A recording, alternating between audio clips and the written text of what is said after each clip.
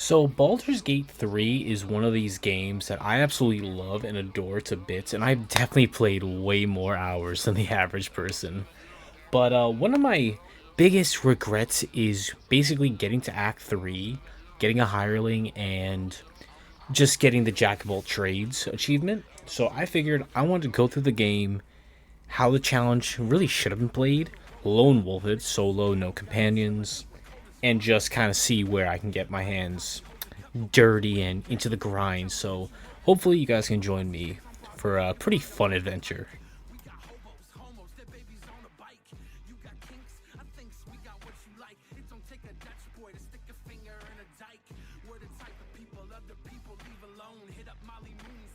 So starting off on the Nautiloid, we end up going straight for us, which of course is just going to be an amazing guy eventually in Act 2.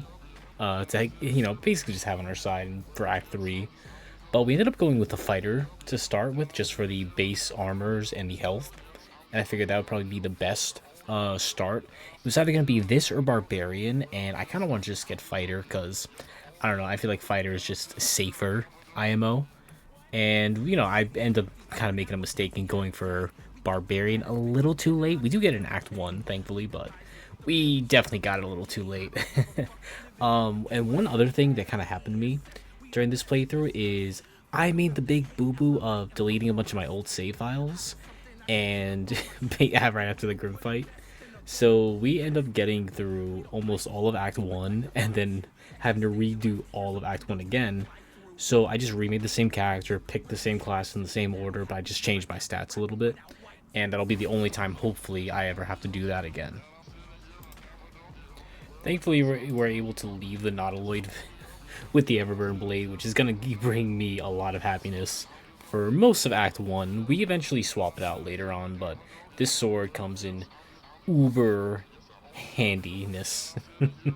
Definitely something that would be useful to have for really any playthrough, especially if you were to play honor mode or tactical or whatever you want to do. But thankfully, we're able to survive and just save the day.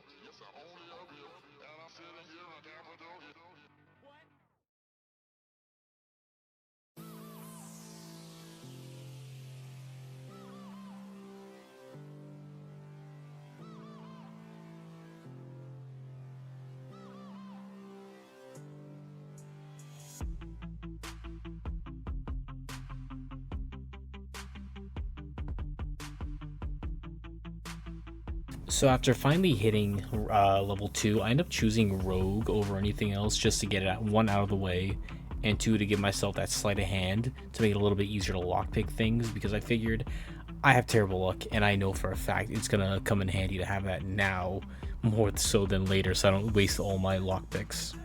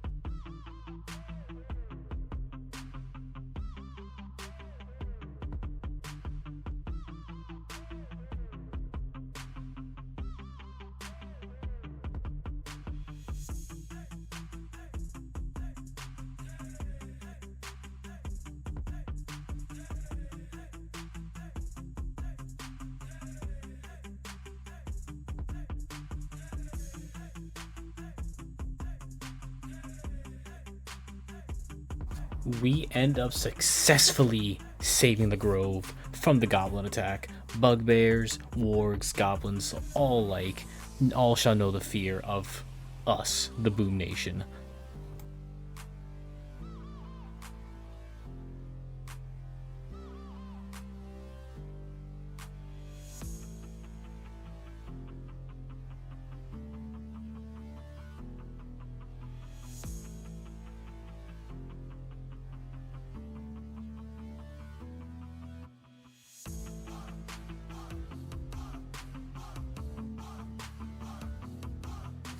After talking to Auntie Ethel, we actually end up hitting level 3, and it took me a little bit to decide on what I want to do for my third level up.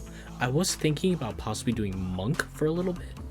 I'm not exactly sure why I wanted to do Monk. I was kind of looking at all the features it had, and then I kind of thought, that's not really me. I even thought about possibly doing Cleric, but then I figured we're a fighter, so the armor isn't really going to be too useful, so like always, I'm a Warlock boy. I decided to go with the Warlock because that's just my favorite class, and next time I do a solo run and I end up not multi-classing, that's definitely gonna be the class I go for, I think.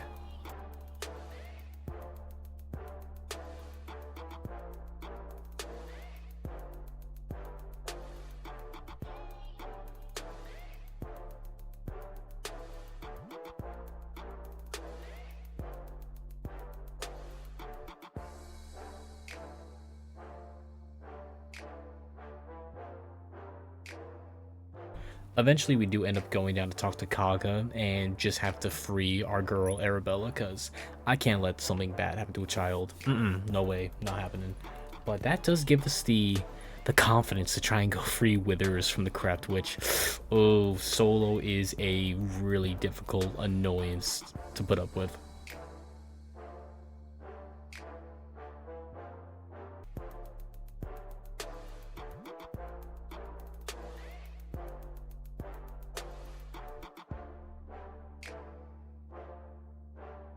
After a very difficult attempt to try and get Saza out of here, which doesn't really go our way, we end up going to the Blighted Village, which one of my favorite places in the game because we get the handsome man himself, Lump.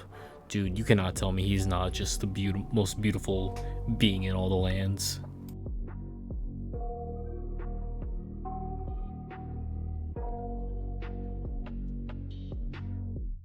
So eventually we move on to deal with the Githyanki at the bridge, who just took out the Flaming Fist.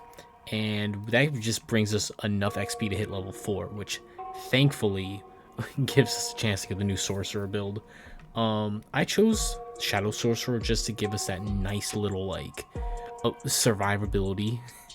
Once per day you can survive with 1 HP if you would go down, which does eventually carry us with a certain explosion in the Grimforge because I can't roll for anything to save my life, but I do appreciate it.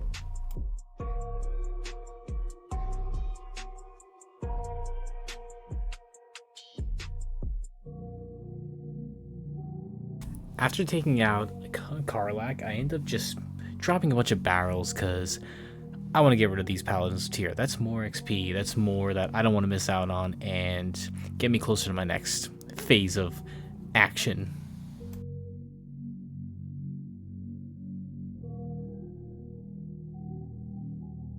So we end up bringing the letter to Wrath, showing him that Kaga is a sneaky little snake and just wants to take the grove for herself and the Dark Druids, which we end up stopping.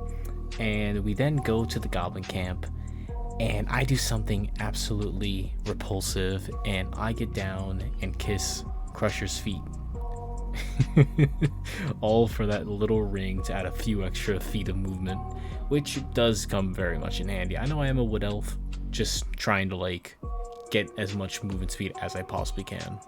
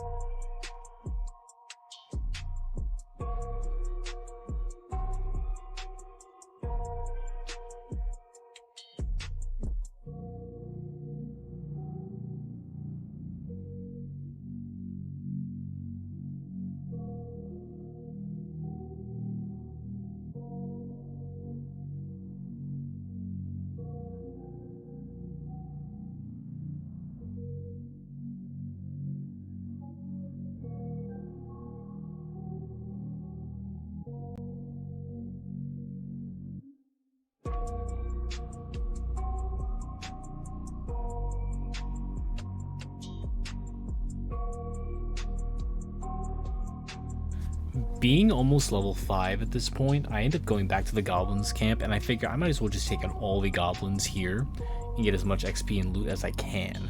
So I end up going up top first and just taking on all the goblins who are asleep because you have advantage, and I believe each hit is 100% off the top of my head as of recording this moment, because I forget, you know, of course, I'm only human. The bugbears I do have to fight, which can be annoying, but we end up also just heading down and poisoning the rest of the goblins through the liquor, which gets us just the amount of XP we need to hit the magic number 5.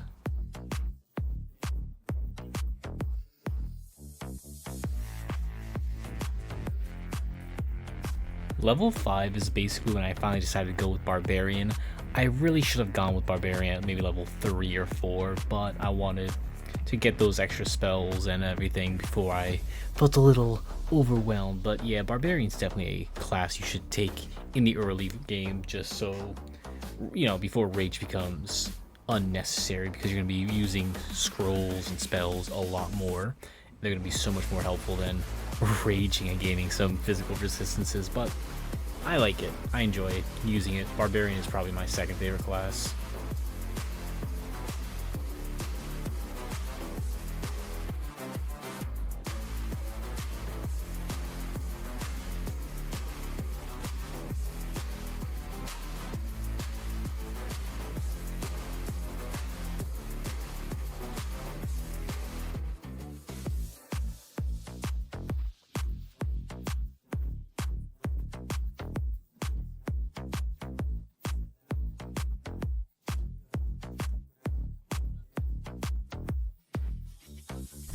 Before leading Midar back to the Druid's Grove, I end up deciding to take out as many goblins as I possibly can, again for the XP, but you know, just combat. I was streaming most of the footage you're watching right here, and I don't remember if I was streaming this or if I was gonna call my friend Hannah, but I remember I was showing off the combat in the goblin camp to somebody, because not only did I need to get Halsin out of prison, but I needed, again, more XP. We had to take out Gut and we had to take out Drow Ragzlin, which are problems in their own sense.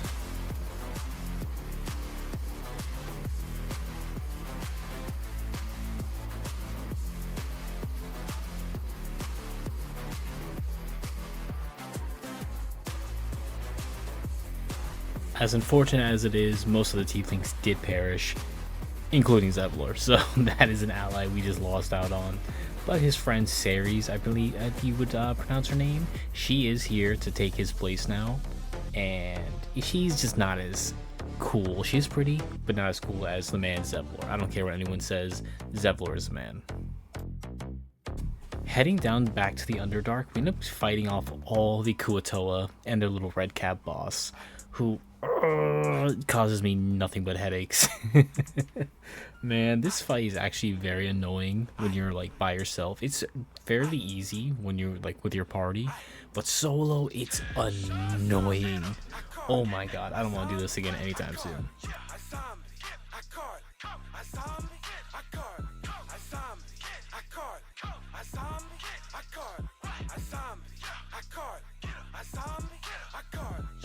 Give me that, give me that, give me that, give me that, give me.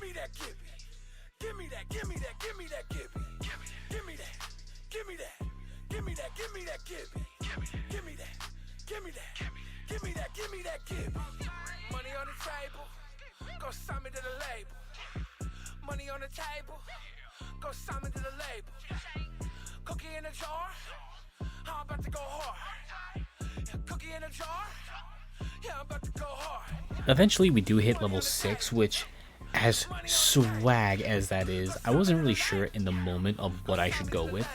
Part of me wanted to go with Ranger, and another part of me wanted to go with Cleric, but I thought about it and I figured I think Wizard is probably going to go well now, just because it gives me more spells.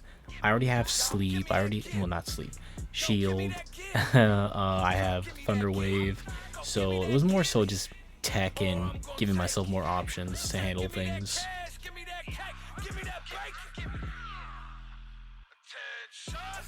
Then, of course, this right here, ladies and gentlemen, the role that made me thankful, so thankful, that I chose the Shadow Sorcerer, because this explosion does damage, and I definitely have not ever, of course, lost an honor mode run to this failure right here. Ever. Not me.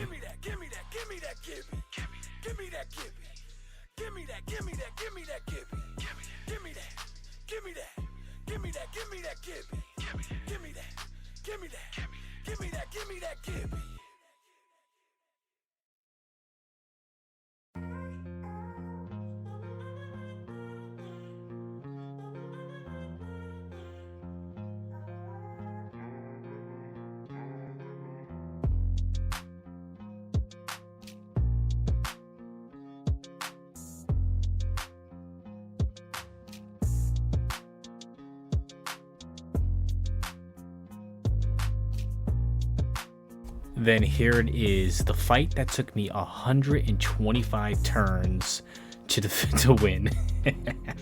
Bro, Grim is a murderer. Next time I do my next honor mode run, I'm gonna be dreading this just because of the length. I did have to cheese it just because it did take a long time. It was about like 50 minutes, maybe a little over an hour on stream doing it. And it was after this where I ended my stream and I ended up deleting my save file by accident. So I ended up having to go and replaying through all of Act 1 just to get to this point again. And thankfully it did give me the opportunity to like reset my stats again so I could be a little bit better, but still it really hurt.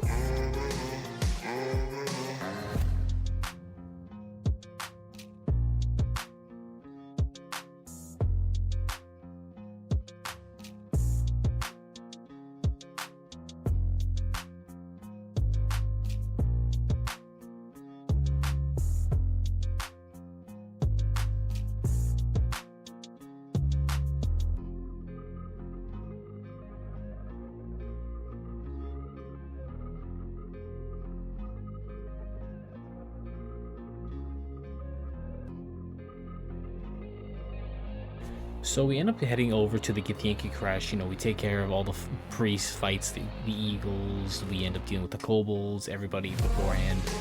And we have to talk to the Githyanki, which very easy. We fight everybody we can. But thankfully, after this conversation, we do level up to level 7, which is the final level of Act 1 for us at least.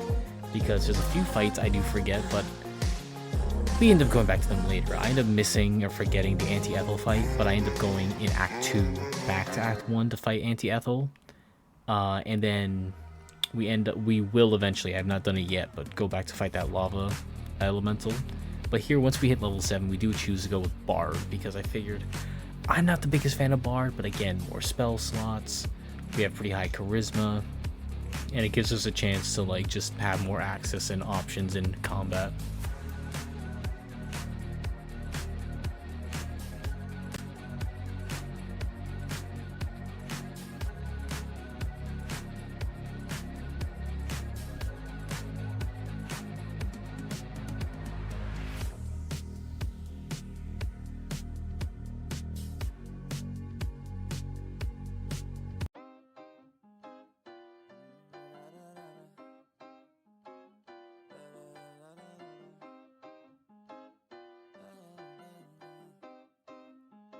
We do end up killing all the Githyanki, thankfully. That's just not really an issue for us because we're just so cool. But we do end up dealing with Valakith, who tries to treat us like a friend to try and get us to take care of the person in the Astral Prism, which is our Dream Guardian, which is secretly you know who. And we have a lot of fun here. We get Valakith on our side momentarily, but then we go right back to the Dream Guardian side because we're not no suckers.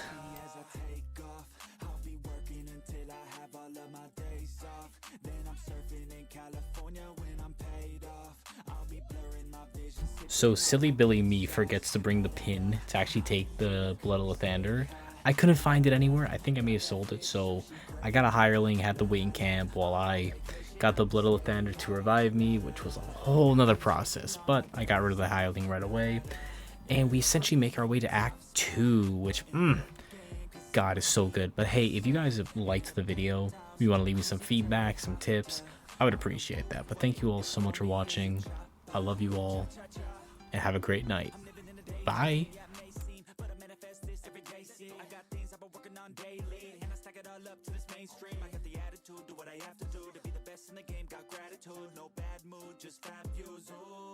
Watch me as I take off. I'll be working.